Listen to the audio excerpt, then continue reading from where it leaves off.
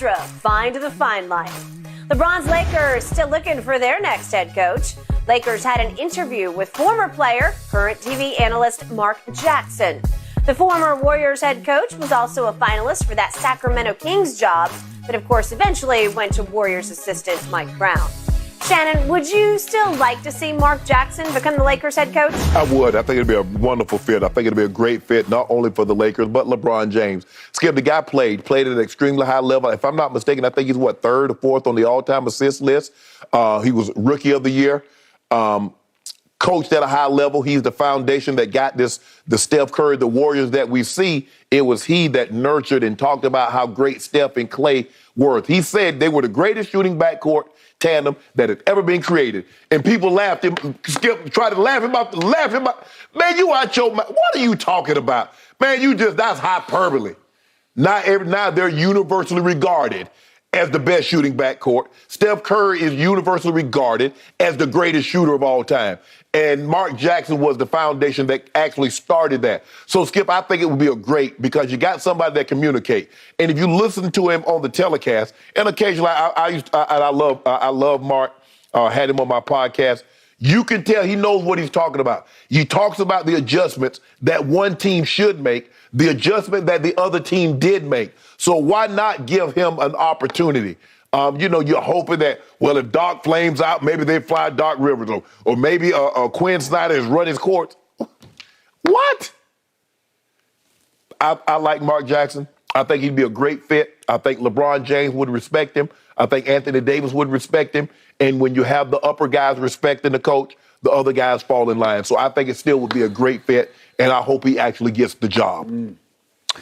I also love Mark Jackson as a basketball coach just in and of himself. And I think, opposite of you, because you said wonderful fit, great fit for the Lakers, I think it would be a nightmarish fit for the Los Angeles Lakers, and I'll tell you why.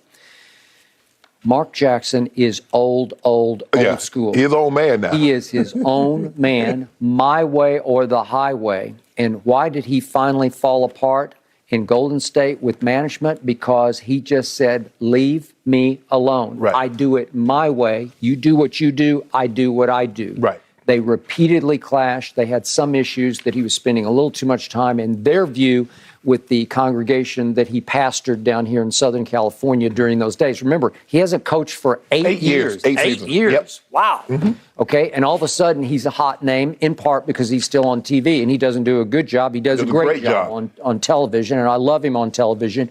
But the guy you hear on TV isn't exactly the guy that you hear as a basketball coach, because that was a young Golden State team that was extremely talented that he saw that we didn't quite see early on. Yes.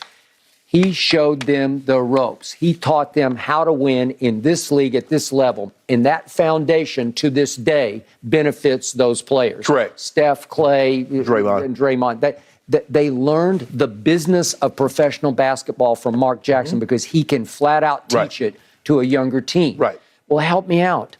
The way this dysfunctional family works is, speaking of family, you got Jeannie at the top, then you got Linda and Kurt Rambis, and then you got Phil, who used to be with Jeannie, but now is back in good graces in the Lakers as a primary advisor. Right. So you need a puppet coach who would operate under Phil Jackson. Well, don't and go Kurt get him Rambis. then. Well, that's what I'm saying, but that's how it's set up from the top right now. Right. Which is why, who did they interview first? Longtime assistants, starting with Darvin Ham. Yeah. Well, that's who they want. They want a Darvin Ham who nobody really knows, because then they can mold him the way they want. And he wants to be a lot of times, Skip, guys wants to be a head coach so bad they take anything. Well, we want to staff your coaching staff. Okay, well, this is what we're going to do. No, Mark Jackson's going to say, no, I'm going to hire the people that I think is best situated for the job, and that can serve me, not who you want to oversee. So, hey, what did Mark say?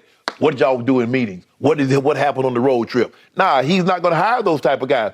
But, Jeannie, don't you think it's about time that you changed it? Okay, I agree. In principle, I agree with you. And if it's just for LeBron, I'm all in. If LeBron's all in on Mark Jackson, I'm all in for that. Right. But he's one player out of however many they have on the team.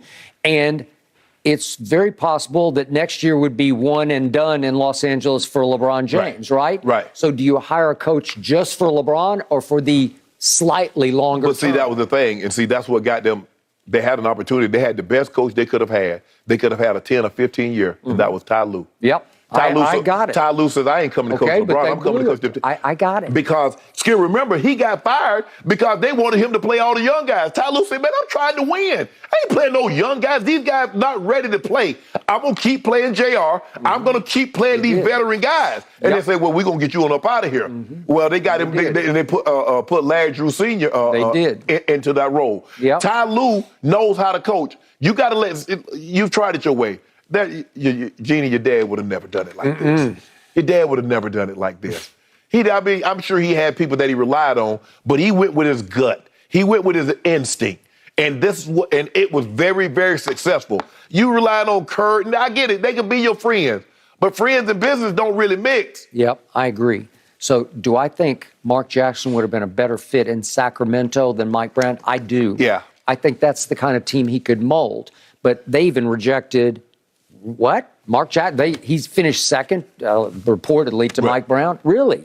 Well, so I wouldn't wish the Lakers on anybody right now, especially on Mark Jackson. That's my point. Well, damn, somebody got to get the job. Well, somebody's got to get the job, but I'm afraid... Are you going to let LeBron be a player coach?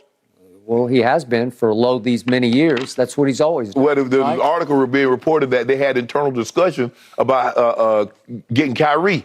Well, Kyrie always wanted to be a coach. He always wanted to be a player coach because that's what he's doing in Brooklyn right now. And I laughed out loud when I read that they're thinking about trading for Kyrie with what? I guess help me out. With what? Are you going to trade LeBron for Kyrie or AD for Kyrie? Because it's going to be one or the other. Okay, do that. Right? I like LeBron in Brooklyn. Do you? LeBron and KD. Do you? I sure would. Okay. It's over. Okay. It'd be over. Well, maybe they should do that. It'd They be should over. Trade him straight up.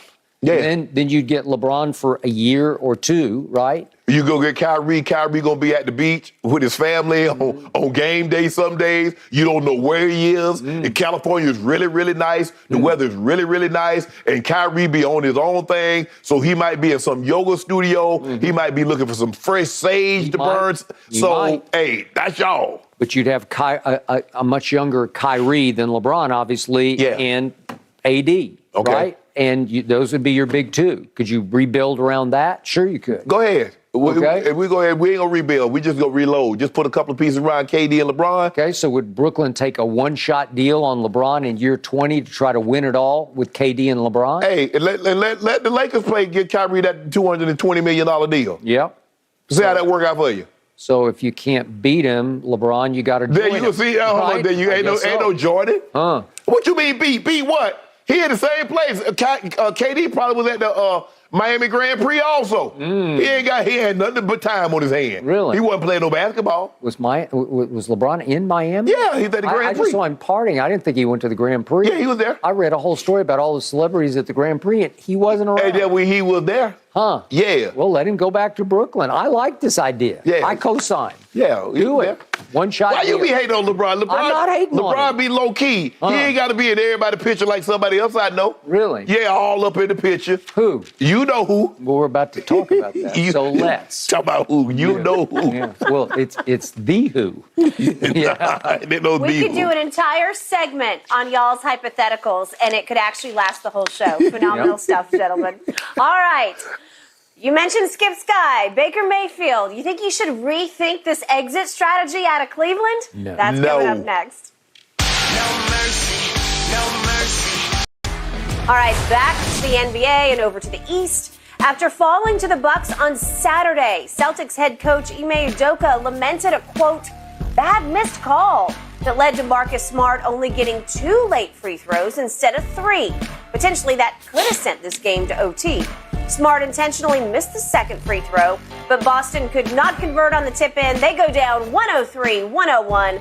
Shannon, do you think Smart deserved to shoot 3 at the charity stripe on this one? I actually do, Skip, and I get it a lot of times, the swing through. But it seemed like it wasn't just like he was just swinging through. He was swinging through into his upward shooting motion. And in a situation like that, and how many times have we seen that Chris Paul has made a living? Chris Paul stays at the free throw line with the swing through. And seemingly everybody's doing the swing through now and getting an opportunity to shoot the free throws. The question is, Skip, and I hate this. If that's a swing through 3 in the first quarter, It's damn sure a swing through three with 10 seconds, or however many, 6 seconds left in the ball game. So for me, yes, I do believe that should have been a three free throws, an opportunity for Smart to tie the ball game up. I don't know what the 2 minutes said. Hold on, 5 incorrect calls. They said that they got it right, that the NBA, the ref got it right. So what are they saying? That the swing through happened before he got off the floor? That the contact occurred before he started into his shooting motion. Okay? Okay. All right? I'll take the NBA word for it if that's the route they go and Skip. All right. So I was rooting for the Celtics. This was a huge game. Yes. It was on a silver platter for the visiting team to win. And I'm thinking, you're going to, you're not going to.